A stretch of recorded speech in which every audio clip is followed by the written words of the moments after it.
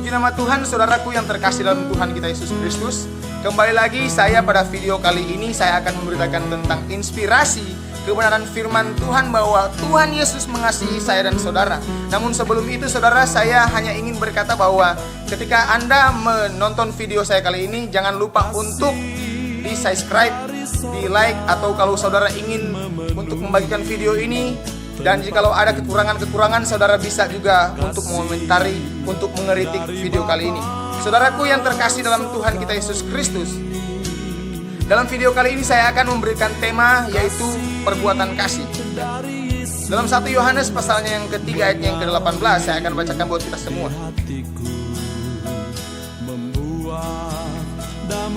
Dalam 1 Yohanes pasal yang ketiga ayatnya yang ke-18, anak-anakku, marilah kita mengasihi bukan dengan perkataan atau dengan lidah, tetapi dengan perbuatan dan dalam kebenaran.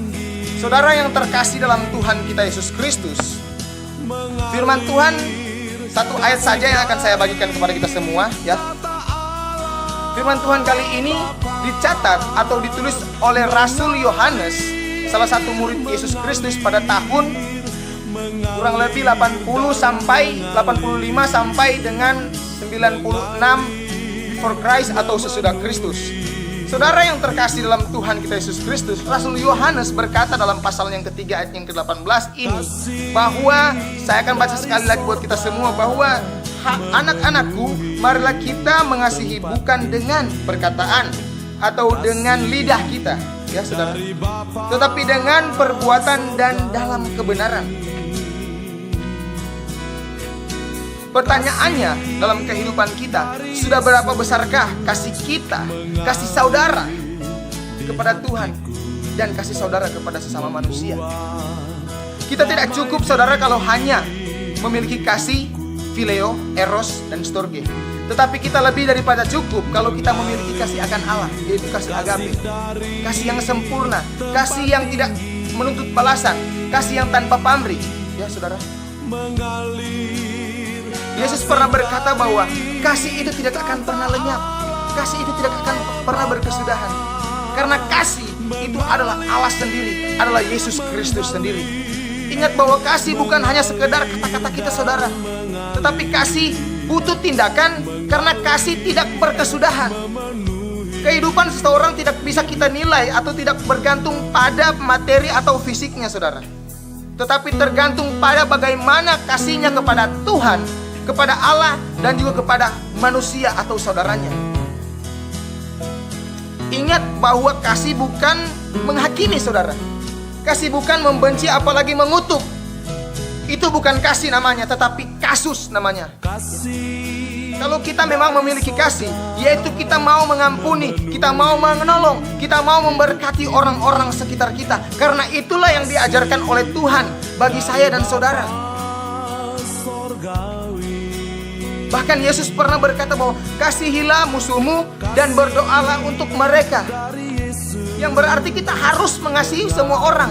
Walau musuh sekalipun, kita harus memberkati mereka, kita harus mendoakan mereka agar supaya mereka juga hidup di dalam kasih karunia Tuhan.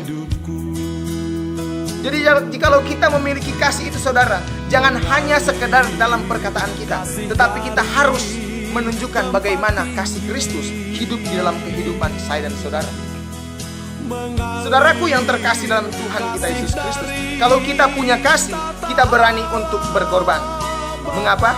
Saudara, saya teringat ketika Yesus berada dalam dunia ini, saya membaca cerita, walaupun saya tidak bersama-sama dengan Yesus dilahirkan ke dalam dunia ini saudara, tetapi ketika saya membaca firman Tuhan, saya merenungkan firman Tuhan bahwa sungguh benar, sungguh nyata bukti kasih Yesus itu ketika dia harus datang ke dalam dunia. Yang Yesus korbankan yang pertama yaitu waktunya. Kurang lebih 33,5 tahun dia harus berada dalam dunia ini. Untuk apa? Untuk memberitakan keselamatan kepada semua orang, agar supaya semua orang ini diselamatkan. Tetapi sampai saat ini pun orang-orang sudah tahu kebenaran, tetapi mereka masih jauh, masih tidak mau melakukan kebenaran firman Tuhan itu. Ketika Yesus berada dalam dunia ini, ada banyak sekali oknum-oknum tertentu yang menolak dia, termasuk ahli Farisi dan ahli Taurat.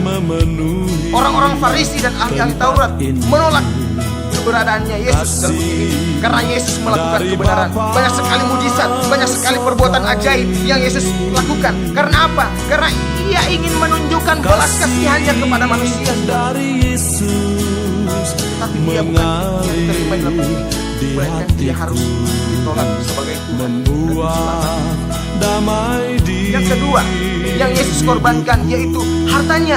Dia yang adalah Allah sendiri, raja dan segala raja, mempunyai segala kemewahan surga, tetapi Dia harus tinggalkan surga. Dia harus datang ke dalam dunia ini. Dia harus dilahirkan di kandang domba, menjadi yang paling hina di antara semua manusia.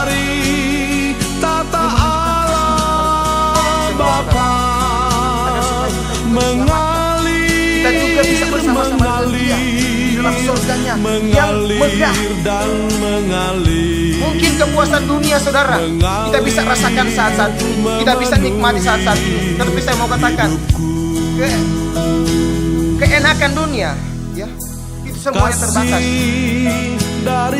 Keenakan, sukacita, damai sejahtera yang Tuhan berikan tidak seperti apa yang dunia berikan dalam kehidupan. Dan yang ketiga, pengorbanan yang Yesus lakukan yaitu Dia harus mengorbankan seluruh perasaannya untuk kita manusia. Ketika Dia dicaci maki, ketika Dia dicela, ketika Dia dianiaya, Dia dicambuk, Dia diludahi, bahkan orang-orang pun pada waktu Dia berada dalam dunia ini berteriak bahwa salibkan Yesus Kristus itu, salibkan Dia. Dia tidak membalas caci maki dengan caci maki. Dia tidak membalas ludah dengan ludah. Dia tidak membalas cambuk dengan cambuk. Dia tidak membalas kutuk dengan kutuk. Tetapi Dia membalas semuanya dengan apa? Berkat. Dia membalas semuanya dengan apa? Kasih-Nya. Dia membalas semuanya dengan mengampuni semua orang yang telah berdosa terhadap Dia. Dan yang keempat, yang Yesus korbankan ketika Dia harus berlalu dalam dunia ini, yaitu tenaganya. Yang seharusnya kita yang harus memikul dosa kita, segala bentuk perbuatan dosa kita, kejahatan kita, tetapi Dia ambil alih semuanya, saudara, agar supaya kita diselamatkan. Dia memikul salib, Dia memikul dosa kita, agar supaya kita semua bisa berada di dalam kasih karunia demi kasih karunia-Nya. Jadi buat kita semua, saudara, yang belum percaya di luar sana, saya katakan bertobatlah. Bertobat agar supaya Anda juga diselamatkan, agar supaya Anda juga terhitung di dalam kerjaan surga itu. Jangan sampai nama yang sudah tercatat dalam buku kehidupan akan dihapuskan karena dosa-dosa kita. Saudaraku yang terkasih, ingat bahwa kasih adalah hal yang paling gampang untuk diucapkan. Hanya 5 huruf, K-A-S-I-H.